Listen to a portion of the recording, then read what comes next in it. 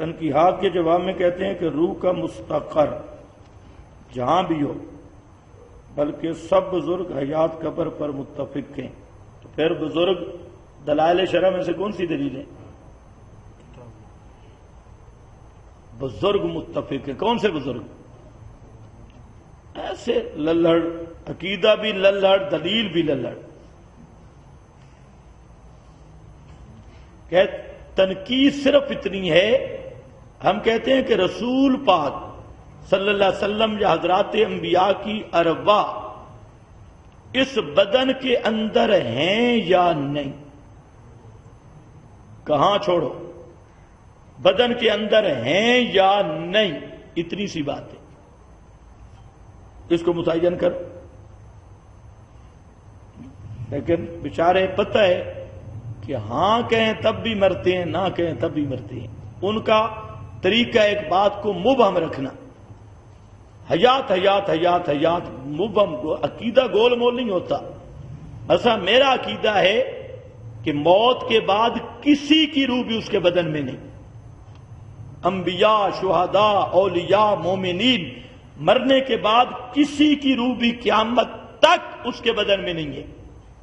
اب ہم تم سے پوچھتے ہیں کہ حضرات انبیاء یا امام الانبیاء صلی اللہ علیہ وسلم کی روح مبارک اب آپ کے بدن کے اندر ہے یا نہیں؟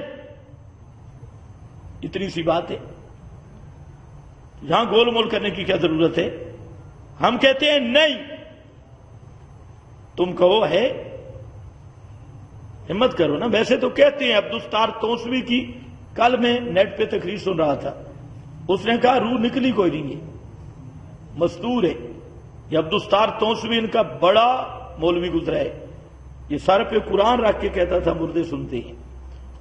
تو اس نے کہا روح نکلی کوئی نہیں ہے، مستور ہے، حیات مستور ہو گئی، آپ کی موت ایسے ہے جیسے نیند ہو۔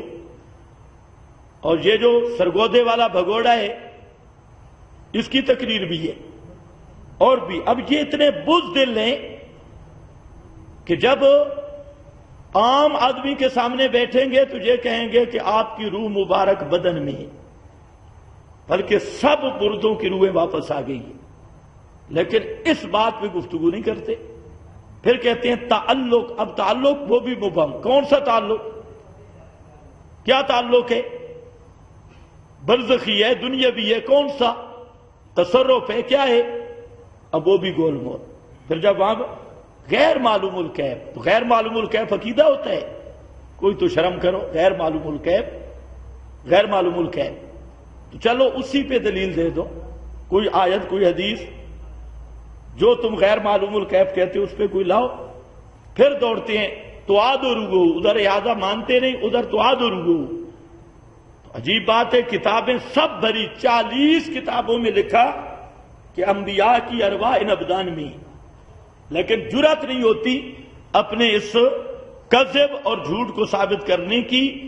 ان کا مقصد ہے صرف عوام کو دھوکے میں رکھنا۔ کبھی بات ہوگی قبر، برزخ، فلانا فلانا، کوئی جھگڑا جہاں کھڑا ہے کہ رسول اللہ صلی اللہ علیہ وسلم یا حضرات انبیاء شہداء کی ارواح موت کے بعد اس بدن میں ہیں یا نہیں، اور عادتاً سما ہے یا نہیں، بس اس کو کلیئر کر دو، یہی تنقید ہے۔